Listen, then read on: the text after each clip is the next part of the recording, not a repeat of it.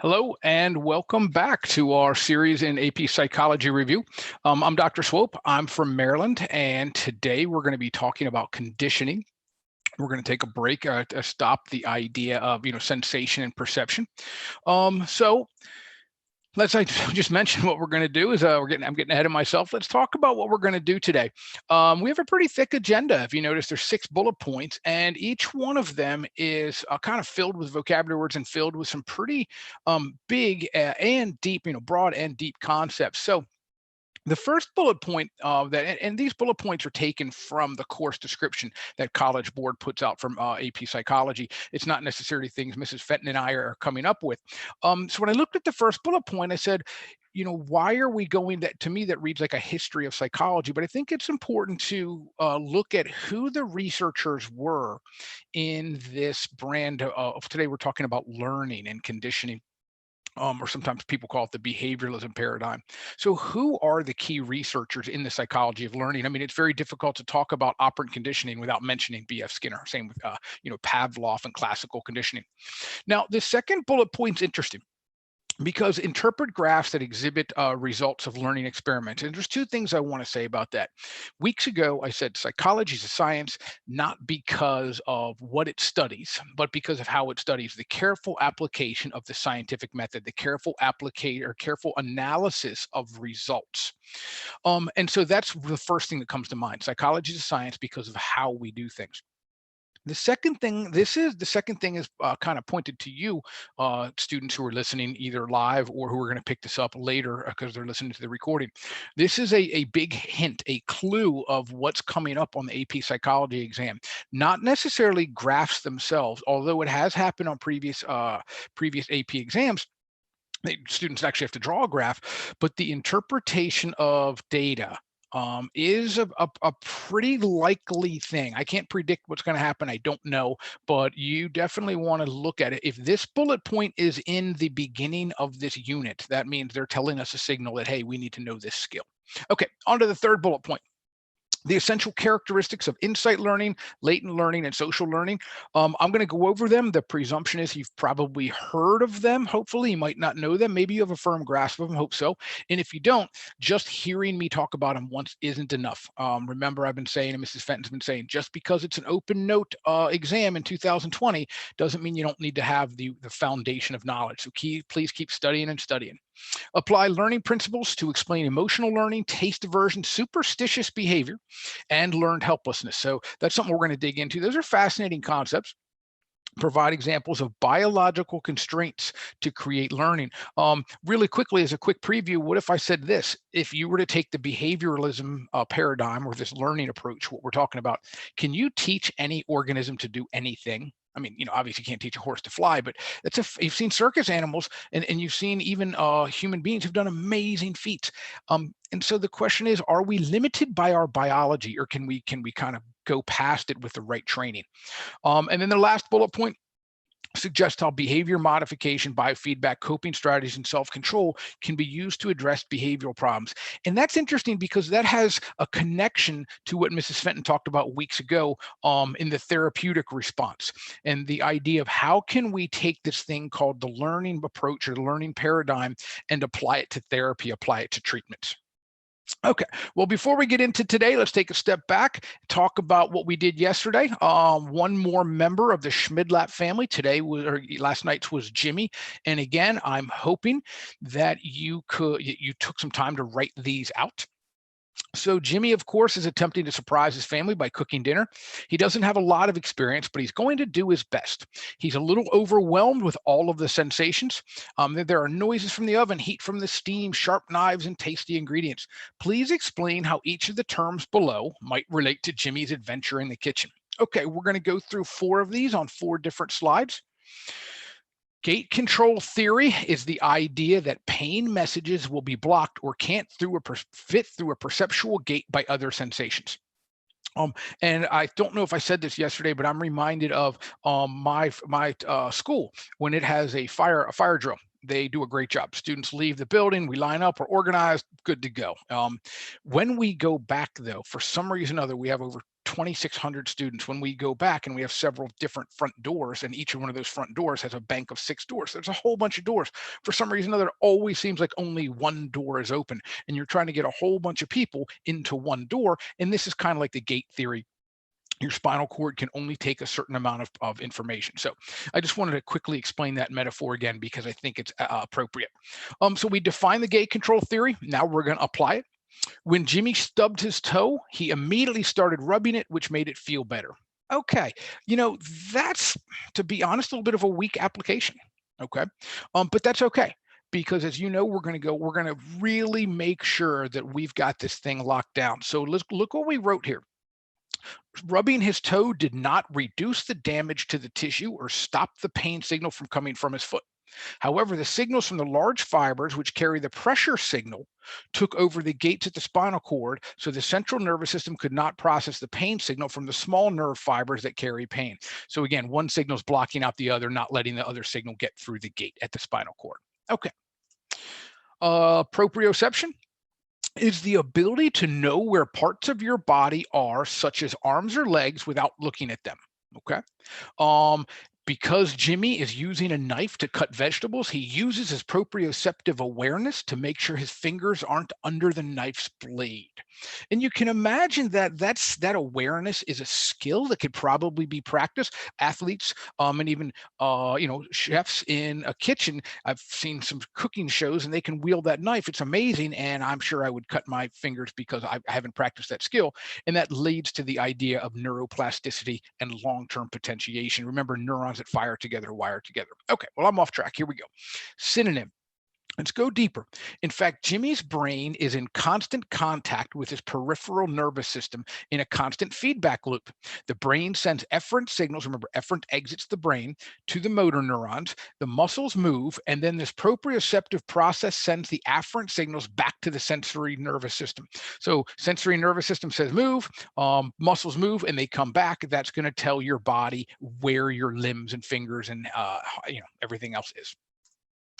Okay, let's define the amplitude of waves. Yesterday, we spent some time talking about amplitude and frequency. Amplitude of waves refers to the height of a sound wave and is related to the idea of how loud a noise is. We're going to apply it, of course, because the beeping noise from a kitchen appliance must have sound waves with a certain height, or it wouldn't be loud enough for Jimmy to hear. And that, I think, would score. Okay, that would score. So right now, we're probably in pretty good shape with those two. But we don't want to leave well enough alone. You've worked hard all year on this AP Psych curriculum. You've trained, you've drilled, you've done tests and studied and things like that. We want to just make sure that the reader knows that we know what we're talking about. So all waves have amplitude and frequency. Amplitude is what the ears sense, but loudness is what the brain perceives. Amplitude related to the intensity of the sensation. I think, we add a little bit more to leave no doubt that we know what we're talking about. Okay, basilar membrane. The basilar membrane is in the cochlea where hair cells, which are attached to neurons, get stimulated by fluid in the cochlea. Jimmy could hear the noise of the kitchen because the vibration from those noises sloshed the fluid in his cochlea, which stimulated the hairs on his basilar membrane. I think that's pretty good. I think that would score. But again, let's triple check. The basilar membrane nickname is the body's microphone. It is where kinetic energy, such as moving waves in cochlear fluid, gets transduced into a neural signal. Okay, I think there's no question there that if you wrote that, the reader would know what you're talking about. Hopefully, what I wrote in these definitions and applications for these words matches what you wrote. Emphasis on what you wrote, and hopefully you didn't just kind of mentally do it. Okay, let's talk about what we're going to do today. We're going to identify the contributions of the key research in the psychology of learning. But before we even get to learning, let's go deep into the history. I'm going to go quickly, but we have to kind of talk about why learning is important. We're going to contrast it with what happened before. Science and psychology, as being a part of science, has many false starts, many attempts that didn't work out. One of them, of course, going to be structuralism. Wilhelm Wundt, Edward Titchener, they wanted to know, what is the mind made of? They tried this thing called introspection. It didn't work out. So the first attempt to study the mind didn't work out, but that's okay. That's one approach to psychology. At the same time, you had William James of functionalism, and James and Wundt were academic rivals. Both were trying to promote their brand. James wanted to know, what is the purpose of consciousness? What should it do? What can it do? Okay, that's called functionalism. Okay.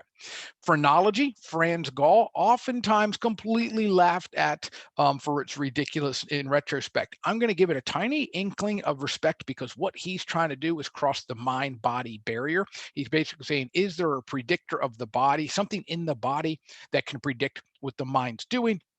And we laugh at that as ridiculousness, but really, don't we try to do that with an fMRI machine? We put someone in an fMRI machine, we give them a stimulus, or we tell them to think, and then we see what part of the brain. So the mental is connected to the physical, and that's what Gall was trying to do, but laughably trying to, feel someone's skull or bumps on their scalp. And then the psychodynamic approach. Freud and his neo-Freudians were all about the unconscious. And whether or not you're talking about Alfred Adler, Erik Erikson, or Carl Jung, they're all about the unconscious, right? Why did I bring all of this up? Because every single thing, and all of these are important to the history of psychology, but none of them are empirical. None of them are measurable.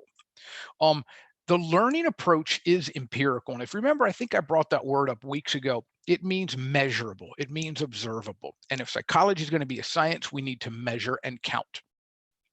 So when we look at learning, it's universal. And what I mean by that, it's the same for every example of the species. For instance, we can count the number of tail wags, and I don't care what breed of dog it is, dogs are going to wag their tail.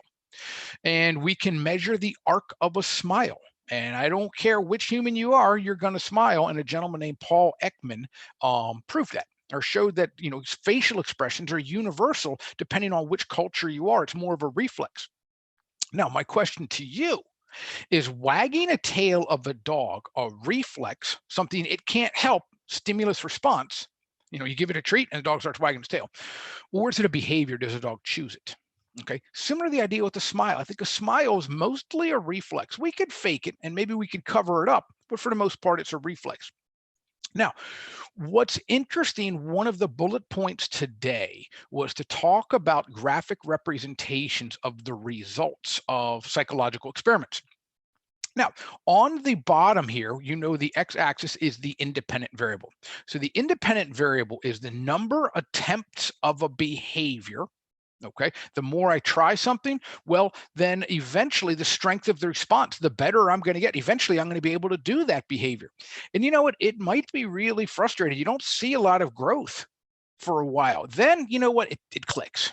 Okay, and then now, why does it flatten out? I'm reminded of bringing home a dog. And you've heard my dog. I think it was the other day when he was frightened by the thunderstorm. Maybe he'll make a visit today. But when you're teaching a dog to sit or shake hands, for a while, the dog just doesn't get it, and you're trying and you're trying. Then eventually, you see some results. But there's a point at which a dog can't shake hands any better than it can shake hands. It does it every time. It does it perfectly. And then that's why you're going to see there's a point at which the strength of response flattens out. Okay, so that's one example of measuring the result of a study. If the independent variable is here, the dependent variable is there. Okay. Well, you can't talk about learning or behavioralism or conditioning without talking about Ivan Pavlov. You've probably heard of him. His name should ring a bell. I'm sorry, I couldn't resist that. It's a psych joke. So Ivan Pavlov, classical conditioning, even if you weren't in an AP psychology class, this is someone you just need to know. Even if you're not in AP physics, you just got to know who Einstein is, right? So Pavlov's one of these people you just got to know. He's known for classical conditioning, but it might be helpful to jot down reflexive conditioning. And that I use that a lot because it helps the students understand what we're talking about. Reflexes are different than behaviors, right? Reflexes, we're born with them, okay? But they're not concrete. They can obviously be conditioned. If they couldn't be conditioned, then why am I making this video? Let's do this. If you were to take a squirt gun or a squirt bottle and spritz someone in the face with water, they're gonna flinch. They're gonna blink. Okay. So spritz, stimulus, flinch, response. Okay, now, and here's what Pavlov did. And what we're doing today, let me take a step back, is I'm introducing many of the prominent figures. I'm introducing many vocab terms, but it's almost today we're talking like a table of contents, a sampler platter, if you will. Tomorrow, you're lucky enough to have Mrs. Fenton, and Friday, she's going to go deep into the concept of classical conditioning, and she's going to go deep into the concept of operant conditioning. So today, we're giving an overview of what these people did, and maybe we can kind of compare and contrast them to get you ready for what's going to happen tomorrow. Okay, well, what if you pair a sound, okay, and you could, maybe a beep on your phone or any random word with the spritz, the spray of water. Can you eventually get someone to flinch at a harmless sound? And I think the obvious answer is yes. Okay. And I was going to play a dentist drill on this video and just have it, the sound effect go through, or the buzzing of an insect, and see if those noises, and I'd love to, I wish we could have some feedback to see if those noises would make you flinch or blink or give some other measurable response. And heartbeat can be measured, breathing can be measured, pulse can be measured, sweating can be measured. So all of these anatomical reflexes can be measured. That's why this is science, right? When you were born, you were not afraid of a dentist drill. I don't think any baby, if you were to play a day or two old and play a dentist drill, it would mean anything to them. Similarly, I don't know about a buzzing of an insect. If you're 6 months old and you hear a buzzing of an insect, you're not going to instantly cry or flinch or something like that. These things are learned. So what happens is you take a random sound, like a dentist drill, and it happens right before maybe the pain or fear or discomfort, or the weird vibration in your mouth, and you don't like that. And so now if I were to play that, you're going to flinch. Okay, similar to the buzzing of an insect. This is learned. And the idea is maybe you were stung, but the buzzing came before the sting, and then now you hear the buzzing, you associate them. So that's just a really quick introduction into classical conditioning. Now, let's look at a graphic representation. If we were to do a quick experiment, okay, when does learning happen? We could have a discussion on that, but and it's kind of a joke for how many teachers are watching this, and every teacher here has been through countless staff meetings. When does learning happen? Well, in classical conditioning, learning happens when a reflex occurs to a new stimulus, right? So let's look at the reflex to flinch. It is unlearned. Let's pair it with the stimulus, and we're going to compare the learning. Well, this column shows the strength of response to a spritz in the face. So the strength of a flinch to a spritz. If you spritz someone in the water in the face, man, you're going to get a pretty strong response. They are going to flinch. Okay. Now, the next one is, what if it's to a sound after a person had been conditioned 10 times? You say the sound, spray him in the face. Do the sound, spray him in the face. Do the sound, spray it in the face. You know what? You're going to get a nearly identical strength of the flinch, nearly identical response to something only after 10 pairings. And so what we're showing is the type of stimulus can influence the strength of the response. So again, down here, independent is what you do, dependent is what you get. Well, that was measuring reflexes. Now we're on to measuring behaviors. When does learning happen? Well, if you're in a classroom, that's a great question for your teacher. What are we doing? You're lecturing, I'm doing quizzes. Does learning actually happen? And a lot of people who aren't really well steeped in the idea of psychological science, it might not have a good answer. So learning happens when a new behavior happens, right? So learning's a relatively permanent change in a behavior or reaction, which is brought about by different circumstances. We're going to use the word conditions. Learning can be observed and measured. If it can be measured, the results, which we know is a dependent variable, can be shown on a graph. So let's look at the idea of a desired behavior, the percent of a desired behavior. Maybe that you could define percent is how complete it was done, like doing your homework. Okay, not necessarily you, because my hypothesis is those who are watching this video are very motivated, very accomplished students. You probably don't need any help completing your behavior. But imagine there's a young student who's just getting the hang of study skills. The more rewards that are given, that's the independent variable. If rewards given, then behavior will be completed. If you start giving a few rewards, maybe it's 10%, 20%, you're maybe 25, 50, 75, 100%, the more rewards, eventually you're going to get to complete behavior completion. Okay. And that's how we're going to measure this. Okay. And that's to be an interesting idea for your teachers. I think teachers should experiment on different learning styles. And perhaps you should experiment with different study techniques. Study techniques, if you study differently, then you will get a different result. Okay, we're continuing on our history. So we're still in classical conditioning. Pavlov is the main person you need to know. And then you definitely need to know John Watson. Okay. If Pavlov proved that reflexes can be conditioned, Watson proved that emotions can be conditioned. All right, time out. How dare I say emotions? Emotions aren't empirical. You can't measure them. Okay, cut me some slack. We're going to define emotions as crying. Okay, crying is associated with sadness. That's our operational definition. So Watson conditioned a little boy to be afraid of something he once liked. And that's little Albert experiment. And you've probably heard about it really quickly. The toddler liked having white rats playing with them, and the rats were harmless, and they tickle them and nibble them or whatever.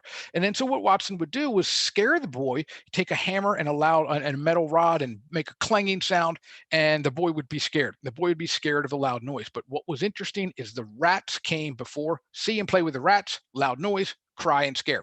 Do this over and over and over again, and eventually just the sight of the rat is associated with fear. Now, this is horrendously unethical.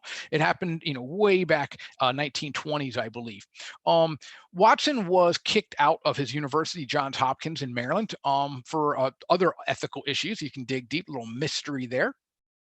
And then what he did, though, is he took his psychological knowledge to business and he helped develop advertising, which brings us back to the idea I think we talked about on Monday of the mere exposure effect. Remember, think of the genius of several of these. If you think of an advertising campaign, a jingle or a mascot or something, some kind of logo, the idea is you see the logo, you eat the food, now you're happy. And now it just takes the logo and you're like, oh, I love that. And, we can thank kind of Watson for taking psychology and applying it. Before Watson, it was mostly an academic pursuit. It was like, well, what if? And Watson applied it to, for lack of a better word, real life. Still in classical conditioning, we need to know about Garcia. Okay, and Garcia was exploring the idea of being nauseated, taste aversion. So, for instance, if you are an animal, eat something poisonous, you're going to throw up. That's a reflex. Can you learn that? Now, why would you? But the answer is yes.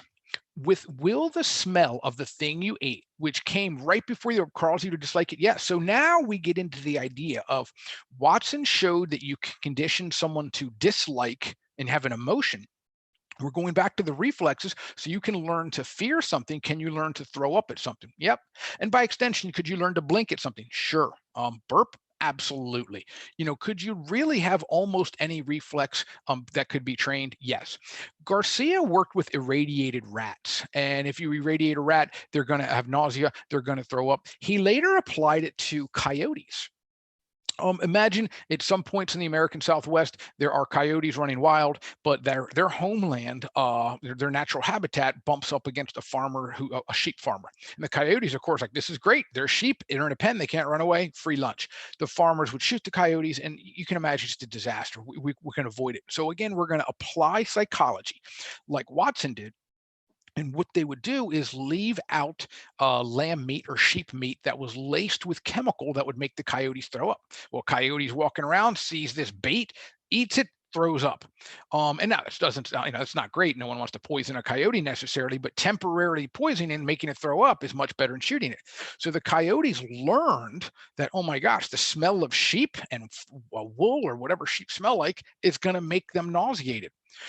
That's a powerful concept for food poisoning and even an application for some drug treatments and the idea of antabuse. Can you, if you were to associate alcohol or nicotine or something like that with throwing up with a powerful negative reflex, can you then become averse to that? And there's some evidence that that does work. It's not a magic cure, because if it was, addiction wouldn't be so difficult to get rid of. Okay, we're going to come back to coyotes in a few slides, okay, and see how durable that conditioning is. Okay, let's talk about Robert Rescorla and the concept of expectancy or prediction. Remember, the two stimuli, I'm sorry, have to be connected. Okay, so dentist drill comes before the pain. Okay, or a random word comes before the spritz of water. Okay, the question are they good predictors in your mind? Can you make a good connection? So we know we can train people to flinch and relax because those things are good reflexes. Okay. But the new stimulus must be a good predictor. So, for instance, hypnotic inductions trigger the parasympathetic response. And let me take a quick mnemonic. Parasympathetic is relax, sympathetic is fight or flight. How do you keep that? How do you keep that in your mind? Parasympathetic has the R. Parasympathetic R, relax. Sympathetic starts with an S, stress. Okay. Hypnotic inductions, softer voice. Okay. You're going to have maybe some very chill mood music, dim lights, you're in a comfortable position, and you start with deep breathing. All of those learned behaviors, and people need to learn how to relax. Okay, they can be learned, and if you do this well enough, you can learn to relax almost instantly. How cool would that be if you're a teacher and you have to go live to several thousand students? Wouldn't it be great if you could just relax on command? Okay, but if you can train someone to relax to any stimulus, which is theoretically possible, well, being yelled at is not a good predictor. So imagine you have your hypnotist is screaming at you and calling you names at the same time you're trying to breathe in, breathe out, relax your muscles. It's just not a very good predictor. So similar to the idea, we're going to learn that later on the slide, you could probably get anyone to feel nauseated to a type of smell. Could you get anyone to feel nauseated to a sight, to a visual stimulus? And so that's the idea of predictor or expectancy with Robert Rescorla's work. Check for understanding. We just talked about several contributions of people in the classical conditioning realm. It might be worth your time to make a chart, just a quick chart, who they are, what they did, because I don't want them to be overlapped in your mind. You're going to have to be able to, if it's possible, on May 19th, you're going to have to be able to explain a concept, and you don't want to get them kind of mushed in together. Okay. And I think mush is an academic term. Okay. Now we're going to talk about behavioralism. Everything else was a reflex. Now we're going to talk about a behavior. Edward Thorndike. Even though Thorndike predates many of the people we just talked about, we're going to put them after in these slides, because now we're going to separate reflexes from the last couple of slides. Now we're going to talk about behavior, right? The law of effect. Here's the kind of the quote: the consequence of previous actions will influence future actions. And to that I put, well, duh. And again, that is an academic term.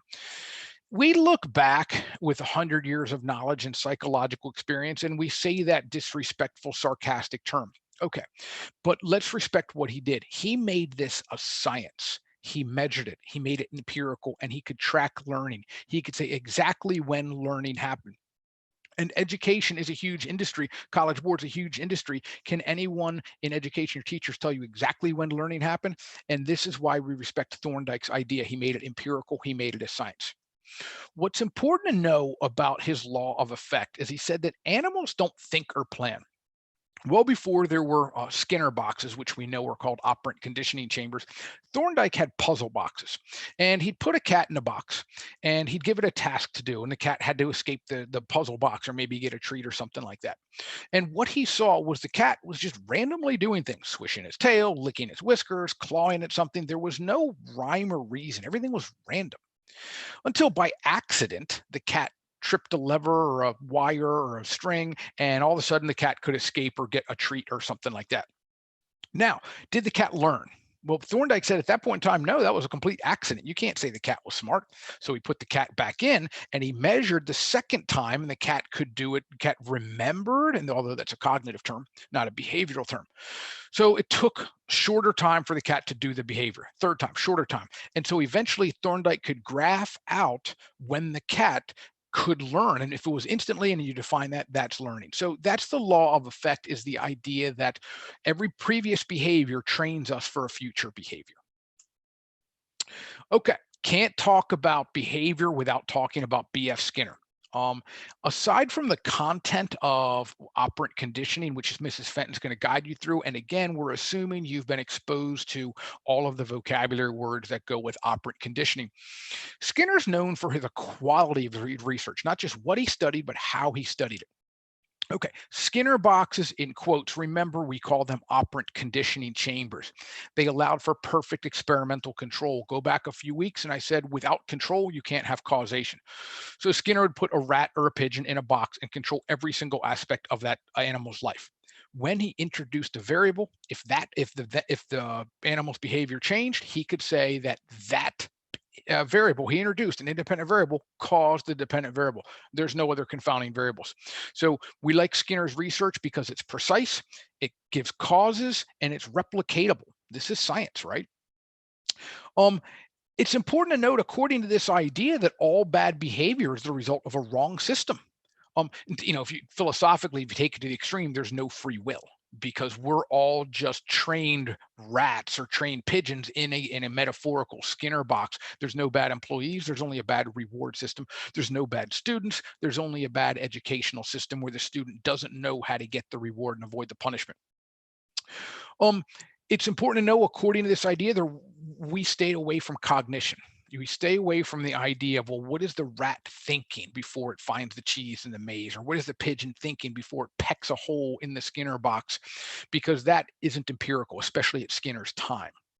And we're going to come to the idea of superstitious behavior a little bit, but here's the teaser of the idea. What if you have a rat in a Skinner box and you randomly drop in a pellet of food? What's the rat going to think? Food from heaven, and the rat doesn't know what causes it. And we're going to see how that brings in superstition. Okay, talking about Skinner, you should know there's reward and punishment. Of course, there's actually there's two types of reinforcement and two types of punishment. Mrs. Fenton's going to get to that.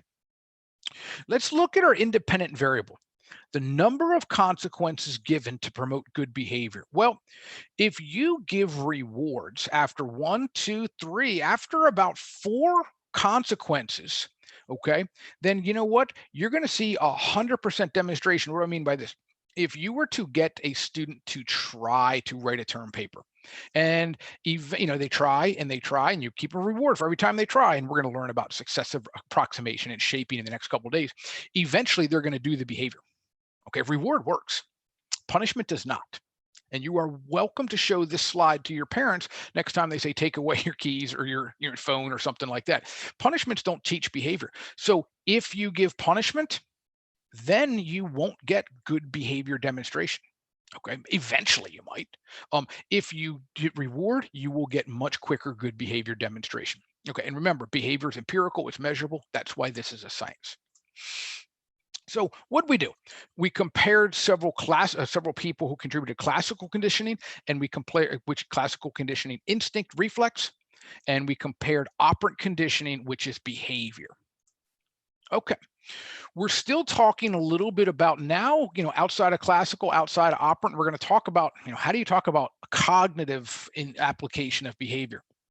His name is Wolfgang Kohler, and he did something called insight learning. I really think it would be cool if after this presentation, you Google insight learning, or not Google, go on YouTube, and you're going to see some really cool stuff of chimpanzees solving problems that I know I couldn't do. Maybe you could do, or pigeons who are solving problems in a way that we wouldn't think as a human. Kohler said that animals do think, they plan. They have insight. They have a flash of brilliance. Like, oh, I know what happened. They have inspiration. It's not trial and error, as Thorndike said. And if you watch some of these videos on YouTube, classic footage of a chimpanzee finding a way to get a banana that's out of his reach, or finding a way to get a peanut that's buried in a tube that he can't reach his fingers in to get, that's pretty impressive stuff. So I think there is evidence of this thing called insight learning. Okay. Also known as the aha moment, which is, it's a great vocabulary word, but how do you study it? All of us have had a great insight. We're like, oh, I had a great idea. And it feels good when you have a good idea. You feel smart. You're excited. How do you replicate that? How do you get that to happen again? And if we could, would that be great if you could have a great idea on command? So, I think we don't know how to study it. It's not very empirical because it's much more cognitive. It's in the mind. Okay. Now, again, we're out of classical, we're out of operant, we're going into the more this cognitive social idea. And we talked about Kohler, now talk about Bandura. I'm sure you've heard of Bandura, and if not, that's okay. You're going to learn about him now. He's known for a social loafing, Freudian slip. He's known for social learning, oftentimes called observational learning and rarely called vicarious learning. Be aware of that. And I'm sure like, oh yeah, the Bobo doll guy. I feel bad for Bandura. He's a ridiculously accomplished researcher, and he's known for far more than just the Bobo doll experiments. Perhaps you've heard of self-efficacy and other things. But for right now in this chapter, we're talking about the Bobo doll experiment. And the gist of it is, I'm sure you've heard, you have children who are going to be the imitators watching a model. The model is modeling certain behavior, and in the control group, the model was playing with toys. Whether it's toy train, toy truck, toy doll, toy kitchen, that's fine. When the children got a chance to play, they imitated the behavior and of the model. And I'm using those words, imitate and model, precisely in that particular, because it's important for that. In the experimental group, the children saw the model hitting this blow up doll called Bobo. It's a 3 foot tall little, for lack of a better word, inflatable balloon with a weight on the bottom, and you could kick it and punch it and things like that. And the adult model was hitting this. And then when the children got turned to play, they ran into the room and they hit it too. And so, aha, children learn by imitation. And to some extent, that's true. Okay. It's important to note that a child needs to want to do it. It's important to know the child has to have the opportunity to practice and the ability to practice. I mean, I've watched Olympic athletes, and just because I watch them doesn't mean I've learned how to do the skill. Number one, I don't want to work that hard at it. Number two, I don't have the equipment. And number three, I darn sure don't have the athletic ability to practice. Okay. How does this happen? It's worth talking about mirror neurons, because notice we're going to merge learning with biology. Mirror neurons are specific neurons in your motor strip or motor cortex. Where's that? That's in your frontal lobe. So going around from here, right on your frontal lobe, you're going to have a strip from the top of your brain all the way down. And if I move my arm, okay, well, obviously I move my right arm, that means neurons in my left motor strip were firing. Now, this is where it gets weird. If I watch someone else, or if you watch me move my arm, if I watch someone else move my arm, on some level, some of my neurons are going to react to another human being moving their arm as if I was moving my arm. Isn't that weird? Okay, so that was the idea of mirror neurons. But for those of you who are athletes, what if we termed them intentional neurons? And I've heard them describe that maybe a little bit more accurately, because when I watch someone move, I kind of know what they're doing. If you're an athlete and you have to cover someone or mark up, you're playing defense and you don't know which way they're going to go, by the time you're watching their hips, their shoulders, their toes, you're watching what they're going to do. Your brain is reacting to their body's movement. So mirror neurons help us anticipate our opponent's moves. Kind of cool. It's also, now that was a neurological explanation. Let's look at a social psychology explanation. We call it burgeoning. What does this mean? Well, if I watch someone who I identify with, someone in my in-group, my family, close friend, or someone like that, and they do something and they get a reward, I feel good. Now, how do I feel good about a reward that someone else got? Well, the idea of burgeoning means basking in reflected glory. And I bet we've done this before. If hopefully soon our professional teams and our college teams and the teams we like to watch, get back to sports and life gets back to normal. So let's hope baseball starts next fall, football starts next fall, and our favorite, your favorite team wins. You're like, yeah, we won. You weren't on the field. But if they lose, it's called corfing. And the idea is, oh, well, they lost. So it's interesting that we do feel connected, not just with behavior, but with emotions too. Let's look a little bit deeper at this with a social learning idea. It's not just that the kids imitated the model, they elaborated on the model's behavior. This little girl didn't see the adult woman hit the Bobo doll with a dolly. She didn't see the model take the gun, hold the ball. That's just taking it to a whole new level. What does this mean for violence? Does violence not just beget violence? Does it increase? What does that mean for how knowledge is increased? I don't think we just imitate and don't expand on it. Maybe that's more of a philosophical discussion. Okay, so now we're going to look at this thing called emotional learning. We talked about Garcia, and I don't know if you've ever had food poisoning. I've had it. It's just awful. I still remember it. That's how powerful it is. It can be incredibly awful and durable. Okay, that learning, just that one instance of stimulus response or pairing the smell with something that made you throw up, that could last years and even a whole lifetime. Um, we all have things that disgust us, but we might not know why, which brings us to something called source amnesia, which is we don't know where we learned things. Let's expand this beyond the sense of taste, and we're going to expand it to the emotional. We'll take Garcia's idea and expand it to emotional learning. We can become averse to nearly any stimuli if it was paired with something naturally unpleasant. So, to some extent, this does a great job, not a complete job, but this does a great job of explaining phobias. All of us have things we're afraid of. That doesn't make it a phobia. Phobia is disruptive and it causes stress and distress and discomfort. Um, so all of us have phobias. And did we learn them? So if we are afraid of a spider, did you see a spider, then something bad happened, and then now you've developed the fear? And it's possible to be conditioned to anything. Going back to Bandura's idea, you can probably learn a phobia through watching other people. So let's say you've never been stung by a bee, but you are freaked out when a bee comes near your head. You've never stung, or source amnesia says you don't remember. But let's say you ask your mom, was I ever stung? She says no. You said, why am I afraid? Well, did you watch other people? If you've watched other people, then you're going to imitate what they modeled. Okay. And so emotional learning is both classically conditioned and social learning. We talked a little bit about superstitious behavior. And seems kind of in the cognitive or spiritual realm. Go back to the rat that's in the Skinner box, and all of a sudden, food is dropped from the proverbial heaven. And the rat's like, what the heck? Where did that come from? And the rat's like, oh, wait, I was licking my lips when that happened. Okay. So sometimes later, the rat's still trying to figure that out. And then the rat licks his lips. An hour later, food drops. And the rat says, aha, I know what causes food to come from heaven. Well, not necessarily, but this does look at how our mind is a pattern recognition machine. We need to find causes, and because we don't oftentimes do the scientific method, we come up with these really weird connections. And I would bet many of you have some, kind of weird things, and I do too. God forbid anyone not let the microwave timer go down to zero. I have to have it go down to zero. I think my kids purposely leave it at one just to get me. We all have our weird stuff. Where did we learn them? Okay. And so the idea is, did we make a false connection between our behavior and a reinforcement? And the answer is probably yes. Okay. Okay. Emotional learning. Let's talk about learned helplessness. This one I always hate teaching about because it bothers me. I've mentioned before, I'm a dog guy. So Martin Seligman, I mentioned the year because it's pretty early on when some of the systems of ethics, and the 1960s, there were some pretty, and before that and even after that, some pretty shaky ethical experiments. He was exploring the ideas related to depression. So I hope he went through the IRB because, again, I'm a dog guy. What he did was he exposed dogs to a system and a series of shocks they could not escape from. They were in a harness, and I would imagine they're not necessarily cruel, but they were unpleasant. And the dog couldn't get out. The dog couldn't get out of the harness and got shocked. Okay, that's bad. So what he then do is take that dog and go to another situation and see if learning can go from one situation to another.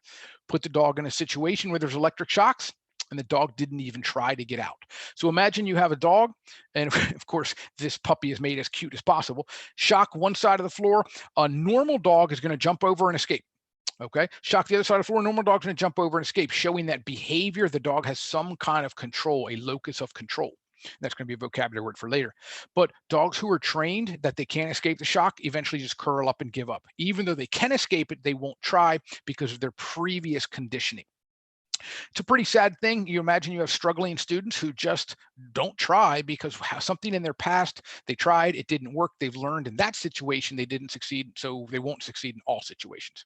And going back to the idea of depression, and that's what Seligman was talking about. To what extent do people in depression who are depressed think they can't get out of their situation? Okay, biological constraints.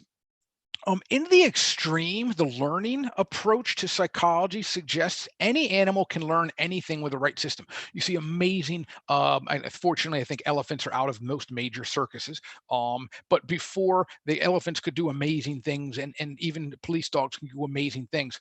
But there's probably going to be a limit to it. One of them is going to be biological preparedness. It's pretty easy to get a pigeon to peck something in a Skinner box. Why? Well, because pigeons peck. That's their natural behavior. All you need to do is tweak it with a reward, and you can get them to do their natural behavior under a different condition. Can you get a cat to peck? I guess theoretically, yes, with enough training and reinforcement, but it's not going to be easy because that's not what cats do. Similarly, we can easily become conditioned to be nauseated at smell and taste. Okay, because smell and taste are directly linked to our throw up reflex, to our vomit reflex. It's very difficult, if not impossible, but can you condition someone to be nauseated at its color? Theoretically, it's possible, but biologically, it's much more difficult. Another biological constraint is called instinctive drift. Every now and then on social media, on a different feed, I see this lovely idea of a lion who's adopted an antelope as his or her best friend. Or, I see a dog who's adopted a chick as his best friend. I'm like, oh, that's nice and that's lovely music. I always wonder how that's going to end up, because at the end of the day, training versus, nature versus nurture, what's more powerful? And I guess the evidence is without regular conditioning, animals will revert back to their instinctive behavior. So go back to Garcia and his coyotes, who he trained to throw up at the smell of sheep. If he doesn't keep conditioning them and doesn't keep leaving out random bits of sheep meat that's laced with the chemicals to make them throw up, well, then eventually their instinct is going to overcome their training. Okay. So we went through a lot today. We talked about classical conditioning. We talked about operant conditioning. We talked about Kohler's insight learning. We talked about Bandura's social learning. We also talked about the idea of how biology constrains everything. You know what? We're not tabula rasa. We are animals that have instincts. You cannot train a human to fly, and there are limits to what you can operately or classically can train someone to do. Okay, the next little quick subsection we're going to have is how can behavior modification, how can we take this idea of learning and conditioning and help people? The first one's going to be biofeedback, and this directly relates to classical conditioning. I find it interesting because it's the intersection of mind body, and mind body means this. If you think, of course, neurons are going to be activated. And also, if neurons become activated, you're going to think, well, what came first? The chicken or the egg? Does your thought come from neurons? And if you say yes, well, what caused those neurons? You get the idea. So biofeedback is like a feedback loop with the machine.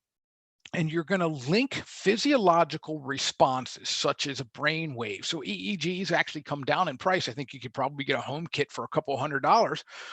Imagine convincing your mom you need an EEG for your brain. She's going to be a little concerned. So what you do is you put EEG, and it has a couple sensors on your scalp, and it's going to measure your brain activity. Can you gradually condition your brain to have alpha waves, which were associated with relaxation when you're afraid, when you're highly stressed? Similarly, can someone condition someone to have more consistent beta waves if they struggle with attention issues? And so you can, using a feedback, so you put this on your scalp, you plug it into a computer, and it's going to play a nice song or a video. And if your brain waves go outside of the target zone, the video might slow down or the song might interrupt. You can do this with hand temperature.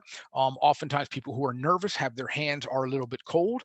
Polygraph, lie detector, polygraph just means many measurement, and you could do blood pressure, you could do breathing, you could do pulse. And can you learn to slow down your pulse when you're feeling stressed? And the answer is yes. Okay. And those are reflexes that can be conditioned based on what the machine tells you you're doing.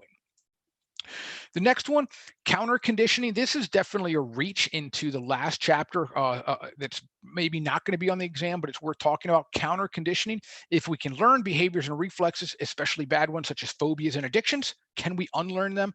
And the answer is yes. Okay, that's called counter conditioning. And through therapy, you can unlearn several negative associations. Similar exposure therapies work great with phobias. And the theory is, if a phobia is learned with you're pairing two stimulus, can you disconnect them? And the answer is absolutely yes. And exposure therapies work really well with phobias. Okay. We are on to the AP exam practice. Another member of the Schmidlap family. Bobby Schmidlap is not a good student. It's not that he's not intelligent or that he is lazy. He just doesn't have the skills that a good student does. Please explain how the following terms might hinder him in his efforts. Okay, 4 terms, but obviously there's a blinking line underneath the word hinder. Should be under the word hinder, not under the word might. So I want you to focus this. The question is asking you, and here's my hint when Mrs. Fenton picks us up tomorrow. You need to answer the question, how are these terms going to stop him, slow him down, or get in his way? Okay, that's the question. Because if you apply it and you just say, well, it helps him, you're not going to get the point. Okay. Thanks for watching. We hope you'll join us again. Be sure to complete the practice question. We'll review the answer in the next lesson.